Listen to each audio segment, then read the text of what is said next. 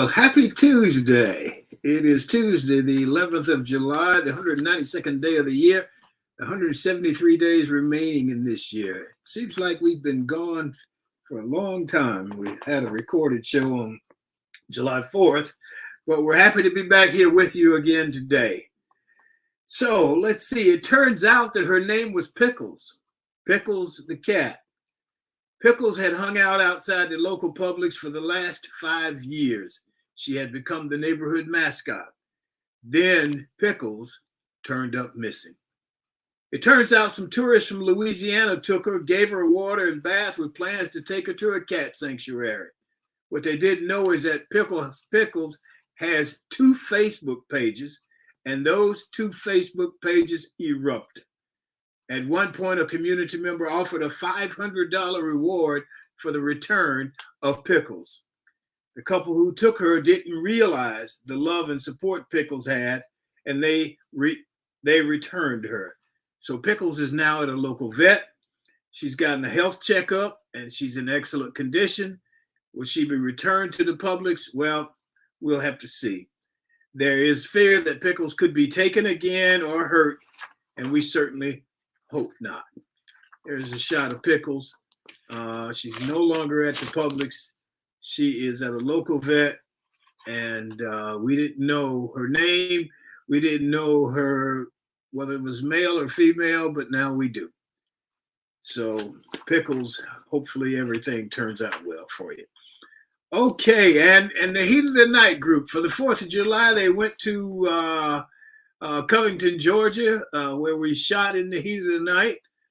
Just want to say, hey, I hope you guys are doing well, and I hope you had a great time over there. And I heard that you guys went by Ted Marcus's office, and I'm sure he wasn't there, but maybe he'll be there next time. Okay, our G-list guest today is Joe Toles, and we will let Joe's video tell his story.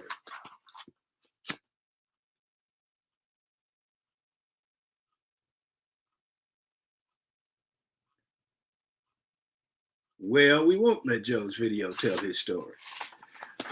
So Joe Toles has worked in the foster care system. He's a therapist. He's a single father who has adopted 8 young men from the foster care system, and now we have the video.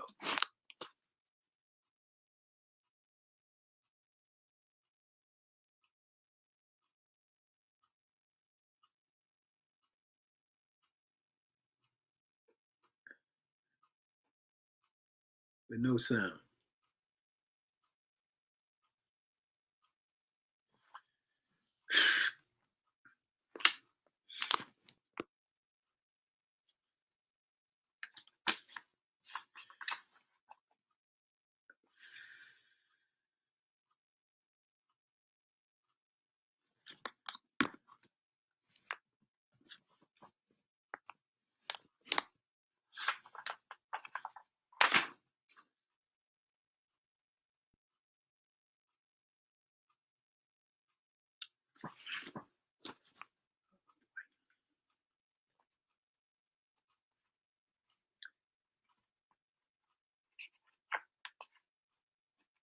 Okay, well, we're going to move on because we don't have any sound. I don't know if you guys have sound or not.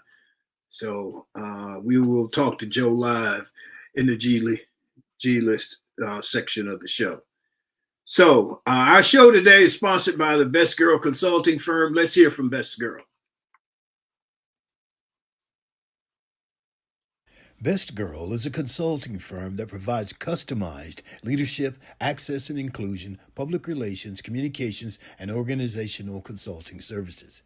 Clients include Fortune 500 companies, utilities, higher education institutions, small businesses, and associations. Best Girl's team of consultants, led by Joyce Gilly-Gossam, Emily Hedrick, and Sean Jones, partners with business and education clients to promote organizational effectiveness, communication, motivation, and leadership, with always an impact on the bottom line. Best Girls customized consulting services include strategic planning, corporate communication, executive coaching, fundraising, and economic development. A solution that fits your needs. So let's go to our roundtable regulars. Haven't seen them in a while. Let's talk to Barbara Wallace Edwards and Michael Walker. Barbara Wallace Edwards, how are you this morning? Good morning, Tom. I'm doing well. Thank you. How are you? I'm doing fine. So did you have a good 4th of July week? Yes, it Sort seems of. like it's been months. It feels like I haven't seen you guys in forever. But yes, I did. It was I've been busy throughout this break. I traveled down to Lake Martin for a couple of days, and then from there on to Auburn. I did have it. There was a sad occasion. I went to Auburn for a funeral. Mrs. Minnie Lou Woods, who is a dear family friend who she was 94 years old. She Wow. passed away, and she was someone I would go and stay with. She actually lived with her niece. Whenever her niece and family traveled, I would go and stay with her when they were out of town. So she was like a family to me. So affectionately known as Aunt Lou to me, but she lived a long and fruitful life. So, but our condolences to the family. And from there, I went back to Lake Martin for 4th of July, then back to Birmingham, and then on to Charleston for a wonderful family reunion. My family celebrated our 46th year family reunion in Charleston this past weekend, and Excuse me.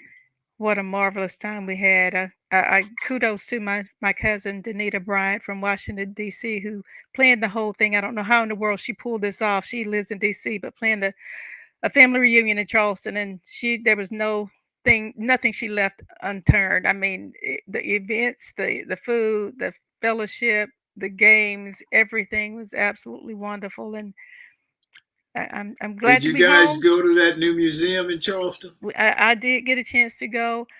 She had several tours set up for us, and that was one of the places that I did get a chance to visit, and it's it's um it's very touching. There's a lot of history in that city anyway. It's an African American museum, right? It talks about Absolutely. slavery, and Charleston was a place where they brought a lot of their slaves in. Yes. And they still have that thing where they used to sell the slaves. Yes. That big tall thing. I don't know what you call it. The stockyard, I think, is one of the Yeah, things they called it. And then like I said, we went on several tours, and many of the homes there are still preserved, and slave quarters are still there. So it's it, everyone should go and visit the city if you can take all the emotional trauma that comes with it. But a and I lot of think history that there. they have things too. I read something where they would have somebody listed as old lady, and they would Hmm. have how much she sold for, and she would Sold sell for, for yes. less because she was old Oh and couldn't yes. do the work that the others could do. Yeah, one of our tour guides talked about the actual slave trade system and how men sold for one price, women within a certain age group sold for another price, and younger women and children sold for another price. So, there's so much of the history there that uh, I think everyone should again go and be exposed to it and learn about it. Things that I'd never known before, things I've never read anywhere before, was brought out in many of those tours and in the museum there. And it's interesting, whereas the South is right politically the place where all the stupid laws are being enacted, Yes. um, whether they are about abortion or whether they're about limiting voting and stuff, all pretty much aimed at black people. Yes. And it's like, did you guys learn anything from Yeah. slavery? Yeah. They did, I guess, learn how to be more racist in some instances, Tom. Many people want to go back to those days. It was glory days for them, but certainly not for us. Well, I'd like to go to that museum. So it sounds really interesting and touching. Yes, it is. It's sometimes that stuff's tough to witness. Exactly. So, I, okay. I, Anything else from you, Barbara? Well, not yet, Tom. I just want to say that Okay. I talked to several locals there in Charleston, and some of them said they just hadn't been able to go to the museum there because it brings back so many memories of stories that their family shared with them about the sad times and the hard times that many of their relatives had to deal with. So, um, very very interesting. Okay. Well, thank you for that. I'm glad you got to go. Yes. And my wife and I have been talking about going, so we'll see if we get to do that. Okay. So Michael Walker, Michael, how are you this morning, brother? I am doing well, TG. How are you doing this morning? I'm doing great, man. I'm just glad to be back. We had seems like we've been gone for a month at least. Yes. And I think the last time we talked to you, you were in New Orleans. That is true. So That what's is been true. happening since you were in New Orleans? Well, it's been a lot going on. It's been like a whirlwind, getting acclimated as part of the executive committee and getting a lot of calls and what have you. So it's been really, really busy, along Well, with well, mixing in my other things. go ahead and refamiliarize us and the people with what happened and where the position that you've assumed at the association.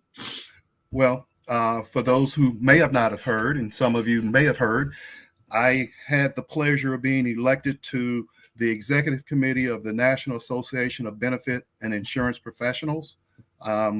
It was very interesting. I'm humbled by the opportunity, and I look forward to going in and establishing myself as not just a placeholder, but as an effective leader in the association and moving us forward. That's my plan. And of historical note, I just happen to be the first person of color to ever be elected to that position, which also puts you in line to become president. The association has been in existence since 1930. Wow. So that's where we are. Congratulations, Michael. Well, thank Congratulations. you. Yeah, Thank definitely congratulations. But I find that you and I have had this conversation that when will we stop talking about racism or whatever? And it's whenever we get to the point where we don't have to deal with being the first. Yes. Uh, uh, Again, right now, you assume a certain position and you're the first person of color to have that position. So, but Yes, anyway, yes. Michael, what else you got for us? Well, I have a couple things. One thing of note, one of our listeners is listening to us or viewing us from Portugal. Oh, Anthony wow. Tedeschi said that he is That's listening and right. watching Yes. from Portugal. So thank you, Anthony, all the way in Portugal, which Yeah. happens to kind of coincide with my lead-off story. Is that there are always medical marvels around, and in Israel, a young boy had his head and neck decapitated internally, and doctors in Israel were able to reattach his head and neck. He was a 12-year-old Arab boy that was hit by a car while riding his bicycle last month. And the injury is almost always fatal. Yet, two Hey, doctors were able to excuse me. save his life through a complicated surgery that lasted for about 12 hours. And they were able to kind of piece him back together by putting in new platelets and fixations because his ligaments and everything was torn away. And the fact that they were able to put him back together and he was dismissed from the hospital is nothing short of a medical marvel. Wow. So he's It not is he's amazing. he's out of the hospital and everything. Yes, he is. Wow. Yes, And how, yes. how old was he? 12 years old. And Wow. like I said, the article said usually that's fatal. I think probably he had, youth on his side and stuff. Yeah. But the other thing is that when kids, like a 12-year-old, their body hadn't caught up with their head usually. And that makes it more difficult. Whereas if it's an adult, the body has grown into, the size of their head and has a lot more muscles and stuff to hold it in place. But fortunately, he was able to survive and they were able to save his life and reattach his Wow. head to his neck and his spine. Jeez, that is a miracle. That is amazing. Yeah. Yes. Wow. So one thing about technology and what have you, and as far as medicine and, there's a lot of talk about AI. So hopefully all of this stuff will help mankind. If we could take care of the other stuff, we could be in a very good place here. Oh, that's awesome, man. That's Yes. all I can say is wow. I know. Yeah. I couldn't believe Yes. it, when I read the story. And on a funnier side, we have all these stories about people getting next to nature, and you're warned about doing certain things. People go to Yellowstone Park and they're supposed to stay away from the bison and stuff, and people are going up touching them and all this stuff. One lady went to Yellowstone Park, and where the hot water is and stuff, she stuck her foot in and said, "Oh, it's hot." No kidding. Yeah, I think so. It just amazes me. I saw this story. I don't know if it's true or not, but I saw the video where, people are out kayaking, and now people, you heard swimming with sharks and stuff, and people want to go into the living habitat of these creatures in the ocean and what have you, right? Well, 2 kayakers were swallowed by a whale. And Get out of here. I saw the video, I read the story, but the whale blew them back out. Spit them back out. Yeah, because he didn't like the way they taste, I guess, or what have you. They were swallowed. And what's so funny, when I saw the video, there was another lady that was kayaking, and she saw it, and she was going, "O-S, O-S." And then all of fill in the words, Barbara. Come on, Okay. Gotcha. Take that tea, Barbara. Okay. Barbara, I thought you went to Auburn. You're supposed to be quicker on your feet. Anyway. Barbara doesn't use that type language, man. No. What? Barbara doesn't use that type language. That's why she doesn't understand.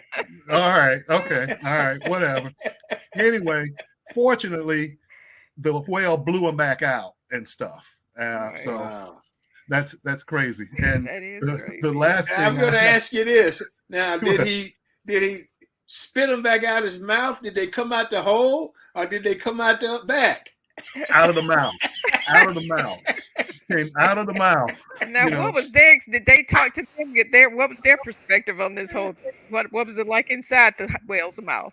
It was dark, hollow, and they could hear themselves echoing inside the whale. But what's interesting about that is, the whales, they grow to be 70 to 110 feet and weigh 150 tons. Wow. And on a normal day, they will consume 4% of their own body weight in food. Wow. And to give us a perspective, a human that weighs 200 pounds would be eating 8 pounds of food a day to equate to that of what a whale intake is. Wow. Interesting. Now, where was this? Well, that's the funny thing. It didn't say where it was. I kept digging and they wouldn't say where it was. Okay. So I'm, I don't know. Like, exactly okay, did they see the whale coming? It's like, I don't think right. they did. Right. I don't think they did because the whales are looking for food and stuff, and they just and they're down and then they just come up like this out of the the ocean, and that happens. I went on a whale watching tour in Hawaii last year. I wasn't out there with them. I was on shore, but you could see the whales come up out of the water and stuff and go down. And I think basically what happened, they were on top and he came up and that's how he got them, and stuff, and then just spit them back out. So it definitely makes you think twice about getting on a small boat and going out into the waters for sure. Yes, wow. Absolutely. No doubt about it. No doubt. And finally, speaking of deep sea diving, there is a person that if you have $750,000, you can buy a submersible that was manufactured by OceanGate. He wants to get rid of it. He doesn't want to have anything to do with it, but he says he doesn't think he'll be able to sell it, but he's putting it on sale. And it's a 5-passenger vehicle made by OceanGate. Who would want it? is what my question. Who would Well, want the that? guy that owns it doesn't want it anymore I'm either. sure he doesn't. Yeah, I Wow. don't want it. I tell you Yeah. that. Oh, That good that's a deal. crazy. That's crazy. I read about this woman in Massachusetts, guys, who had been missing for a week, but she was found on this past Monday, stuck in mud at a state park. Can you believe that? She had Stuck been in. missing sometime around noon, June 26th, and nobody had been able to find her. And they think she was not stuck in mud the entire time, but had wandered around lost. And for the past 4 days, she'd been stuck in mud. Man, I Crazy tell you. story. Well, I think, the national parks and all that are great, but I'm going to stay on the the Dry safe land. path. Yes, that's me. Like I said, Oh, I went to watch the whales from Hawaii, but I was on dry land and I was looking out. I was wondering about that. Did you have binoculars? Yeah, but you can see them actually, Yeah. Okay. From the shore, Okay. and everything. But nah, I wasn't getting out there with them. I understand. I hear stay you. in my lane. So Yeah, absolutely, I Michael. I'm not a understand. risk taker like that. You understand what works for you and what is taking too much of a risk. absolutely. So, okay. Anything else from either one of you? Good deal. Great to be back. Great to see you guys again. I tell you what, that whole 4th of July week was kind of nice. It was like, man, we got some time away from work and the Right. things that we do every day. So, Well, the thing I enjoyed most about it was the fact that the scammers took off. The scam callers and all that. They even recognized 4th of July week. yeah. Well, the I'm thing not I too enjoyed sure. most is we had some really good barbecue, man, and Yes, and that was good. that's great. Well, I would ask if you cooked it, but I know that your son probably did it. No, he didn't because he's over there in Savannah. But Powig, we got it from Powig. His name is Wiggins, but he's called Powig, and he always brings us a supply of barbecue on Okay. barbecue days. And, Okay. he's a Very good guy. good. So Powig, I appreciate you. Okay. Anything else? Carl Wiggins, I understand, is his name. Okay. He's a good guy. Okay, well let's move on and let's go to Sean, and she's got a minute for us. Good morning to everyone joining in with us. My name is Shantia Jones, and this is Got a Minute. It's summertime. Work has slowed down, the beaches are crowded, and my love for literature is at an all-time high. Speaking of literature, did you know that on this day in 1960, the 34-year-old novelist Neil Harper Lee publishes her first novel, To Kill a Mockingbird? Set in Macomb, a small Alabama town much like Lee's native Monroeville, To Kill a Mockingbird is populated with memorable characters, including the book's tomboy narrator, Jean Louis Finch, known as Scott, the mysterious recluse Boo Radley, and Scott's father, Atticus Finch, an upstanding lawyer who defends a Black man accused of violating a white woman. Now a staple of junior high and high school classrooms and the subject of numerous censor efforts, it offers a vivid depiction of life in the Jim Crow South during the Great Depression. Lee's book became an immediate success, winning the Pulitzer Prize for Fiction in 1961 and eventually sold more than 40 million copies worldwide. Let's go, literature. Thank you all for joining in. My name is Shantia Jones, and this has Got a Minute.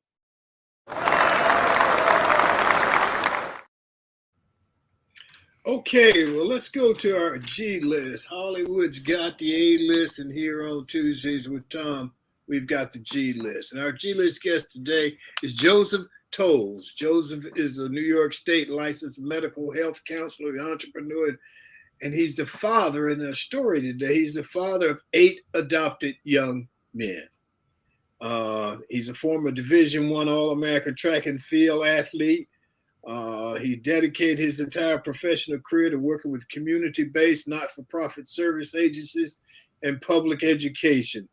In 2005, Joseph formed the Joseph Toles Foundation to continue his work of supporting families beyond what could be done at the agency. And now there's more and more and more, but let's just bring Joe on and let him tell his story. Good morning, Joseph. Good morning. Good morning. Thanks for having me. Oh, thank you for being here with us. How are you doing this morning? I'm well. Okay. But I'm good. Okay. So 8 young men, not children, but young men. They're children, but you know what I mean. You've adopted. Tell me how this came about. Well, top the story of being out of the whale, but we got an audio one problem. Start with once upon a time. Age of 49, had my midlife crisis, and went into my first.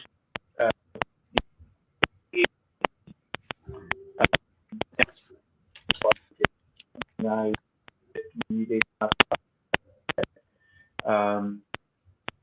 preventive services, preventing families from broken up, have so I don't want children. I never met, and waiting for the magic of money, having those kids that I'll use when yeah. Hey. Oh. Okay. Oh shoot. Yeah, I think there's a problem with your headphones or something to that effect. Hold on.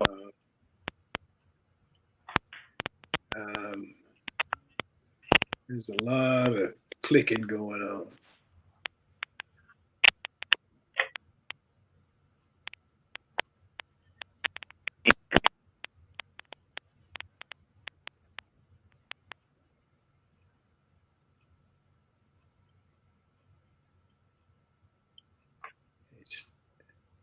Can you? Yes. You can hear me now? Yes. Well, we could. You just muted yourself. You muted yourself. Look in the corner. You're on mute. There you go. All right. So this is why I adopted kids, because they know how to do stuff. I understand. So I was saying that, I grew up in foster care, had worked with preventive service agencies that really were trying to prevent kids from going into foster care. Never married, and at 49 hit my midlife crisis, and decided that it was time, and met my first Xavier. He was 17-year-old when I met him, and at 18 he was mine. We adopted each other. Seems like every year after that, I lost my mind, and there was another kid added. The youngest being 12 years old when I met them, and the oldest being just a few weeks out of being 21. Wow. And was at risk of aging out with really no resources. So, and when you say aging out, you mean that they had to come out of the foster system. Absolutely. And live as adults, I guess. Well, if you could say that, kids in care are not necessarily prepared to live as adults. Yes. They talk about independent living programs, but independent living programs really aren't effective, because we know the success of family is the success, right? Having somebody to call, having a place to go, holidays, advice. That's not built into a independent living program. So yeah, I was in New York, and so in New York, the kids could age out at the age of 21, and that really means if they don't have any family resources, they're really going into a different system. Okay. Yeah. Oh, wow. That's pretty much incredible. How people always talk about, who have children, they always talk about when the children get to be teenagers and what a handful that is. How did that work for you, man? Well, I was kind of prepared for that, right? Let me say this. I thought I was prepared for that. I had worked with adolescents for a very long time and had been working in a high school as a counselor for many, many years. And I wasn't prepared. Listen, when I went into this, I wanted a little boy. I envisioned walking a child to the bus stop, preparing their lunch, all of the things that you would do, and I realized very quickly that, wait, I have to be at work at 7:00. I was a coach for a billion years. And so I didn't get home until, 6 or later. And who's going to pick the child up? And that was really sort of that reality of exploring, okay, I want a family. I know there are kids out there. But really exploring that option really just gave me a real good sense of what my resources were, what my abilities were. So I didn't have those resources set up. Again, I was single and there was nobody home to greet a child and take care of a child and do the homework. And, and I missed all the diaper stuff. So that was like a bonus. And I met Xavier, and it was magical, really. It's like, I hadn't been thinking about it. They said, okay, let me just meet him. And I met him without him knowing that I was even looking for a child. And, I met him at a cross country meet. Now, I am a former runner, so I ran cross country and track all through high school. No cross country in college. And he was at a cross country meet. And I'm there with his worker and waiting and waiting and waiting. And this kid wasn't coming out of the woods. And I turned to his worker. I remember saying to her, listen, this can't be my kid. And it turned out that he was a very talented basketball player. Okay. So he was just doing it for training. So I forgave him for that. And then they arranged for us to meet in sort of an Applebee's or some place like that. And he came with a suit jacket on, and he had done all of his research. And I said, wow, this is my kid. Wow. So, and he's now 31. Okay. And, I've got 8 boys, 5 grandchildren to date. Wow. And, yeah, they're all different shapes, sizes, none related. Some interesting things have happened along the way. I have one young man who's on the spectrum. Several of my boys have, different degrees of learning disabilities or just disabilities, but he's on the spectrum, and we had already decided that we were moving forward. I had adopted him, and then I had to go get his Social Security card for some information. And it turns out that his Social Security number was my exact birth date. Wow. Yeah. Wow. So, and there's stories like that for each one of them that makes you know that, well, this was written. This was preordained that these kids were supposed to be with me. Wow. And according to your information, there are nearly 400,000 children currently living in the foster care system. At any time, yes. And about 230,000 of those are eligible for adoption.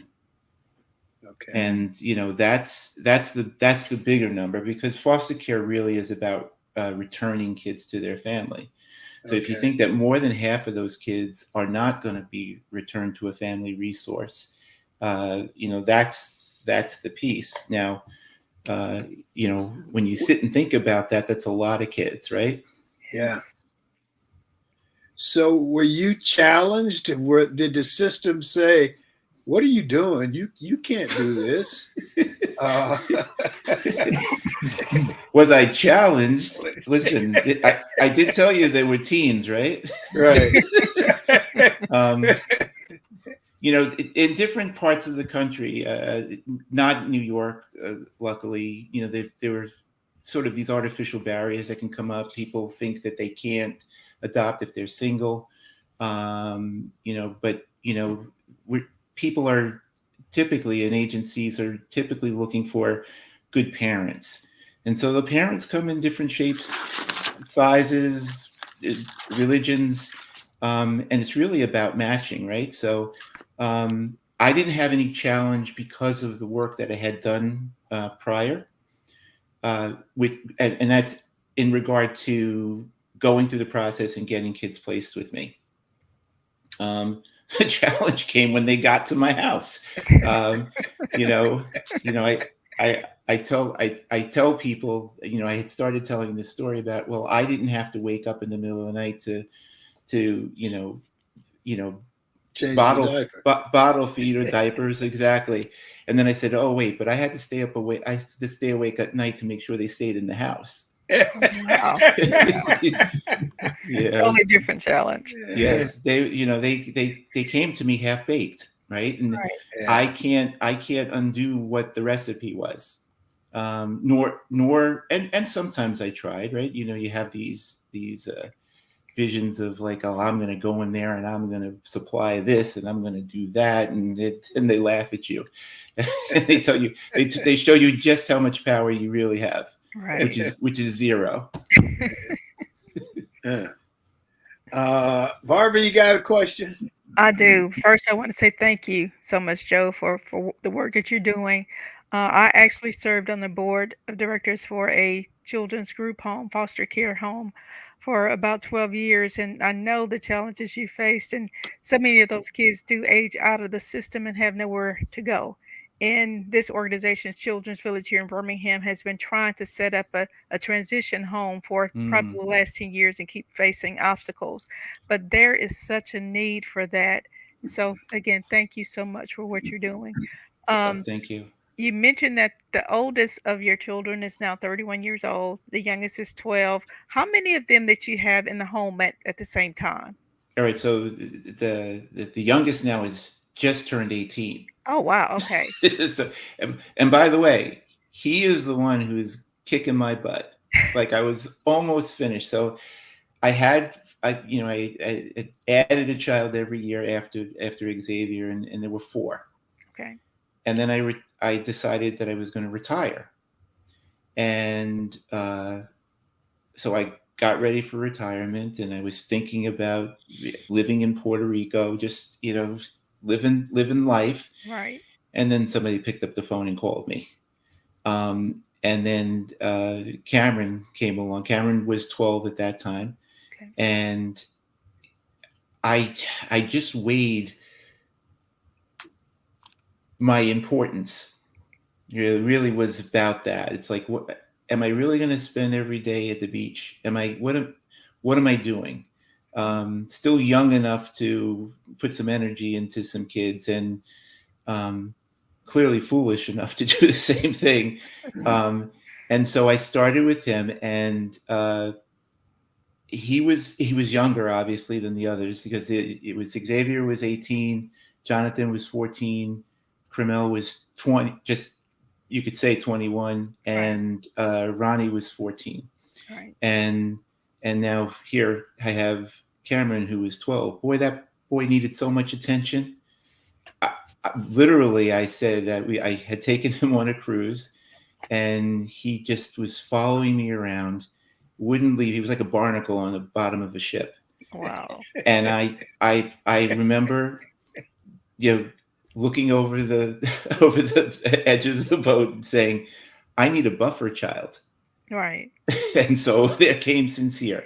And and then there was John, and then we moved here, and I don't know what's the matter with me, Barbara. I saw a Wednesday's Child video Mm-hmm. of a young man in Kentucky, and then there's Trenton. Right. But I will say that there was a show that I used to watch when I was younger, and I understand the title very clearly now, and it was 8 is Enough. And Yeah. so I'm putting all of my effort now into helping support kids outside of my home. Right. So 4 at a time. So there's 4 of them here with me here in Auburn.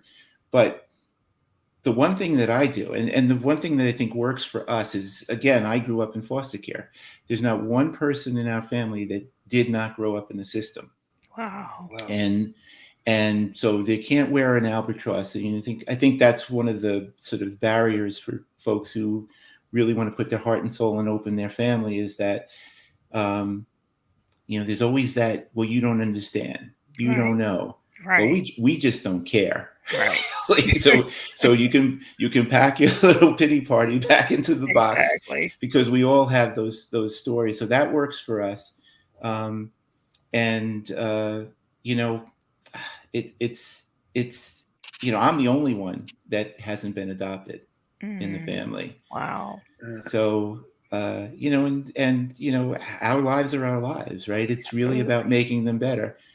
But what I do, and some people gasp when I say this, the first day they move into my house is the first day I plan for them to be independent.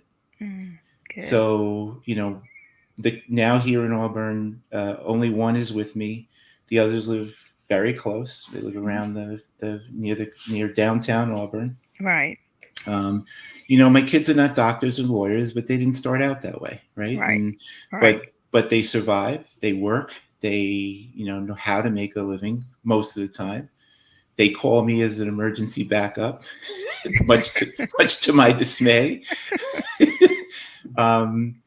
But they know how to live, right? That's and great. that's really That's important. That's what independent living is, right? Right. To be able to have that anchor somewhere, or that home base, and be able to do it, and they feel good about themselves. Absolutely. I think, for the most part. Right. So, Somewhere Joe, to spend holidays. Go ahead, Thom. Most of your kids are black men, young black boys. They're all kids of color, for sure. Okay. I've got Puerto Rican and the South Salvadorian and Dominican, biracial, Okay. but they're all young men of color. Well, and the reason I ask that is because young men of color can get a bad rap, can get in situations that may lead to things that aren't, quote, positive. And so I admire what you've done and what you're doing, because it's an incredible challenge. And but you're giving something to some young men that we talked earlier before the show. We were talking about growing up and having to be home when the street light was on. And and that was we see that as a positive thing. And what you're given these young men is just pretty incredible. And, Yes. Well, and in fact, Thom, they've given me as well. So okay. But I think, in regards to that, because there's some fear about their safety outside of Yes. my supervision. Mhm. Yes. And it really challenged me to be as certain as I could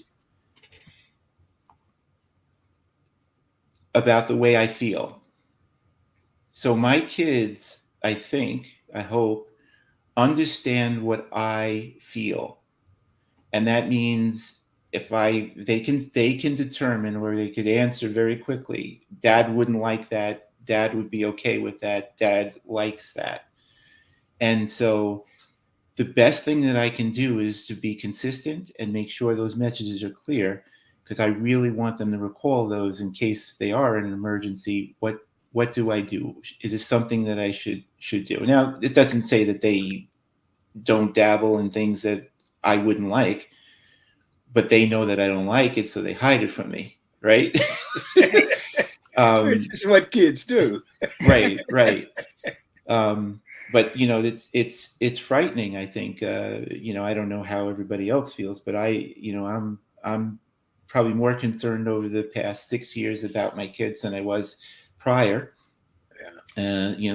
I just think that there's some things happening in this country and in society in general that are really stress inducing, right? And I know that I'm a therapist, so I have a very small practice, and I'm seeing other people experience those things, and so I just it's parenting, I guess, in overall is never ever peaceful or restful, right? You're always thinking about your kids. You're always, and that's the thing that was gifted to me, to have the love and the emotional connection to people that I feel responsible for. And I don't know how anybody gets that outside of having children. And I feel like my kids understand that, and they feel the same way.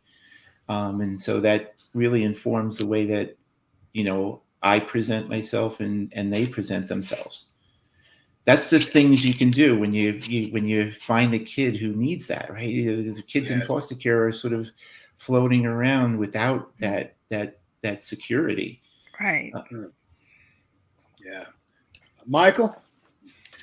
Well, first of all, Joe, I want to say thank you for what you're doing.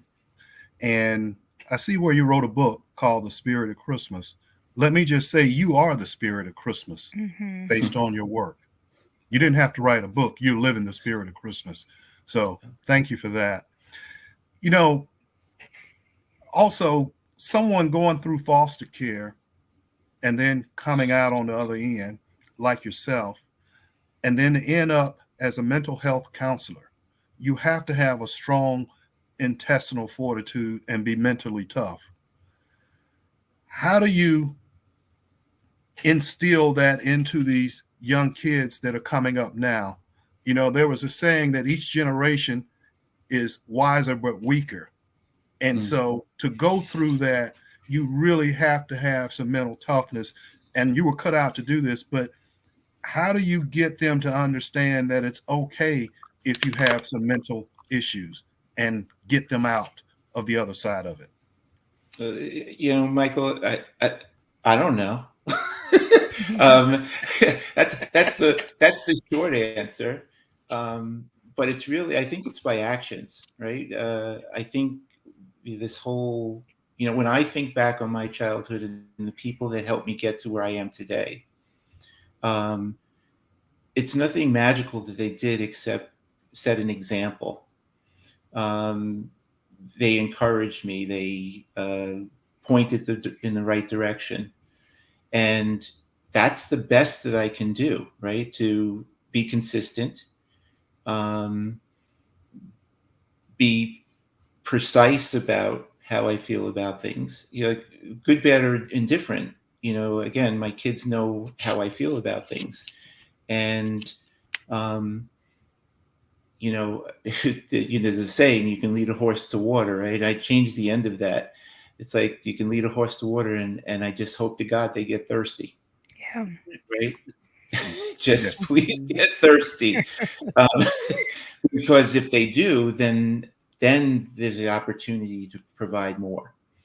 Right? You really can't until they are ready. And so, I know that what I do or have done I know how I feel certainly about my family, because I can't really remember before they got there.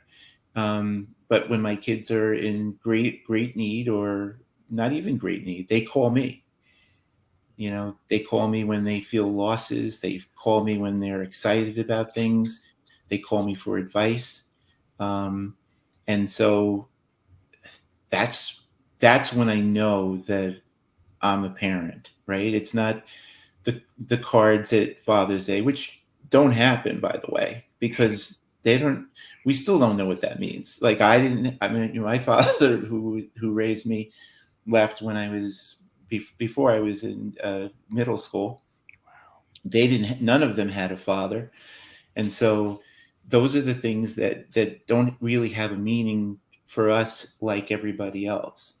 Holidays are also, not difficult. They're just not the same as everybody else. So we celebrate life in a different way. We celebrate life as it happens.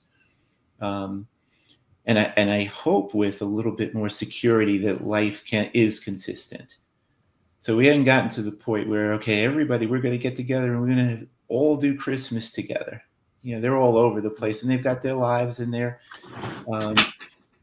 But when we need each other, we're there. Okay. That's great. Michael, would you lead the questions for a second? I've got to step away for a second. Sure, absolutely. Barbara, if you don't mind, I had another question I wanted to ask Go Joe, ahead. and then we'll come back to you. Okay. Joe, in your practice, being a mental health counselor, and nowadays we're removing the stigma of having a mental health issue. Whereas before, in the day when we grew up, you used to hear your parents say she's having a nervous breakdown. I always wonder, what is a nervous breakdown and how does someone have a nervous breakdown? That was the, quote, political way or politically correct way of saying that somebody's having a mental issue. And then we come along and we hear about manic depressant, and now it's both bipolarism and stuff. In your practice, what have you found to be the common culprit that maybe sets somebody off, or is there one that causes somebody to have a mental health crisis? Well, that's a much more complicated question. I'll give you a right now. I think that what I see just exploding is generalized anxiety disorder, right? People are anxious because the world is not so sure. The things that I try to provide for my kids, we as adults and living in the world is not stable. Things are happening in society that just shock us, that throw us off our base, and things are, from the sort of the drug epidemic that's going on around this country, and people being thrown out of the country, all of that stuff that we're hearing and seeing and then being inundated with has really caused people to be in general more anxious and more uncertain about how to proceed in their lives.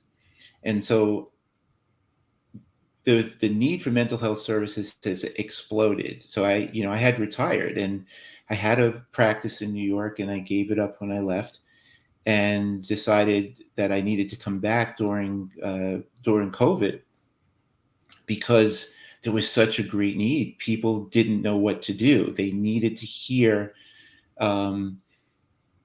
somebody that was going to help calm them down. And so, I just think, and I hope not, but, in some ways, society is imploding in itself, and it's really causing a disruption. We don't have any answers. The things that I could tell my kids 8 years ago, this is what life is like. This is how people act. This is how people don't act. This is right. This is wrong. I can't say that stuff anymore. We can't say that stuff anymore, because the minute we say that, there'll be an example that's right there on every screen that we can see that says, but what about this? The spirit of Christmas, so you talked about that, Yes. came out of trying. I mean, I really felt lost during COVID, and I really needed to help, and I couldn't help because I was petrified. I was petrified of my own personal health. I was petrified that my kids were not going to behave in a way that would keep them safe. And so that was part of, like, I just decided that I was going to give a gift to mankind. And I started doing these animated videos about my family and just things, positive messages. And the spirit of Christmas was like, how about if we look at um, what this should be? Not what we do year after year, but what would it look like if we just were the best that we could be? And that was the answer. That's what Christmas was. And so that I wrote that. I did a video first of an animated video, and then I said, well, let me just make this into a book, which is what I did. And now I'm, fingers crossed, I'm going crazy, but I decided to, push the limits, and hopefully I'm going to try and sell. I'd like to sell 1 million copies of that book between September 1st and December 31st, and give 60% of the royalties set aside for a grant to provide mental and behavioral health services to agencies that are already providing those services to kids in care. So to increase those, so the numbers are, over almost $2 million. I'd like to be able to have a grant set aside to help people enhance the services they provide for kids in care. Because it's real easy, guys. It's for anybody to find a therapist now. Mm-hmm. However, it's not always easy to find a good match. And so, especially for kids in care, you need somebody who's adoption competent, who's trauma informed, and culturally sensitive. To find that in one person is difficult. And of course, when you add marginalized populations, you're not going to get the best, right? And so there are people that are trying to do that, but they're at a disadvantage. And so what I'm hoping to do is that raise enough money so that we can supplement their training and their ability to reach more kids and families that are impacted by foster care. Okay. Well, that's great. I appreciate that. And the Auburn family, you hear what Joe's saying. We need to help this brother out. Yeah, absolutely. And how can people find Auburn to go out and make a difference in the world? And that's what you're doing. I'm sorry, Barbara, go ahead. No, I was going to ask Joe, you talked about selling the book between the campaign to sell so many copies between September 1st and December 31st. How can people find your book and the link to actually purchasing it? Where it's going to be at joetoles.com. Okay. I'm going to push it out. I'm going to be doing things that I'm very uncomfortable with or not proficient at. I'm going to be, reaching out to social media influencers and celebrities and just asking them to endorse it. Yes. Obviously I'd love one person to buy a book, right? But there are so many people, that's how I sort of fall asleep at night. I'm watching these videos on Facebook or YouTube of people doing good things. Yes. And they have a lot of followers. So there's a need for sort of these good feel kinds of things. And I'm going to be reaching out the best I can. And I've been working hard at creating lists of, but I'm going to reach out and ask people just to endorse it, just to let their followers know that there's this opportunity to do something. And I'm going to call the campaign's called When the Holidays Aren't So Happy. And I'm hoping that this is the first of many years of being able to making people aware that there's this cause. Next year there'll be this cause, and people could really use your help. And before you start your Christmas shopping, as early as September 1st, let's take care of this first and help, give something to humanity, which is what Christmas is supposed to be about. Yes. Joe, do you have anything else you'd like to talk about that we didn't touch on? No, I could talk all day, but I really appreciate the opportunity to talk to people. I think that if anybody has any inkling or question about maybe thinking about providing a home, expanding their family for kids that are in need of families, I think there's typically a training, no cost training and no commitment training. And I think the best way to figure out if this is something that you can do is to just start taking classes. Get to know what the process is and get to know, and unfortunately there's a lot of teens, and, we have a stigma in this society about teenagers. So somebody brought that up before. Yeah, I think. But not when you're in front of them and you're looking in their eyes. Yeah. Right. All of that stuff that we carry with us sort of disappears once you start having a conversation, and it's all just about a relationship. All right. Well, thank you, Joe. We appreciate it, man. It's been wonderful, and we wish you the best. And you can always call on us, and we'll hopefully be there to help. Oh, that's fantastic. Can. Thank you. Thank right, you very thank you. much. All right. Thank you, Joe. Okay.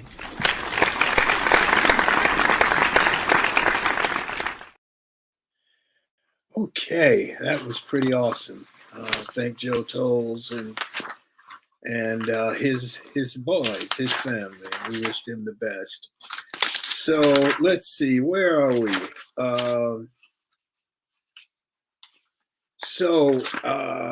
We've got my closing for the day, or as I see it, Victor Wembanyama, Ja Morant, Scoot Henderson, the new stars of the NBA are instant millionaires. Will they have a Joe Toles in their life for life guidance? They already know how to shoot a basketball. They can do a wondrous things with a basketball, but who's going to teach them about navigating life? And we see that issue already with Ja Morant. Hopefully there will be somebody, hopefully teams will put in place somebody that will work with these young men because they've been thrown into a situation where life's going to come at them pretty fast, and they're going to need some help. And finally, Richard Roundtree, Shaft in the movie of the same name. He turned 81 years old this week. I met Richard once in Los Angeles at an audition. My dad was with me, and he was impressed that I was in the same room with Shaft. Happy birthday, Shaft. Happy birthday, Richard Roundtree. And that is how I see it on this July 11th in the year 2023. That's our show for today. We want to thank the audience. We appreciate you. We want to thank our G-List guest, Joe Toles. Thank our sponsor, Best Girl. Thank Barbara, Sean, Emily, Joyce, and Michael. Remember to enjoy yourself. Make every day count. Stay safe. Peace.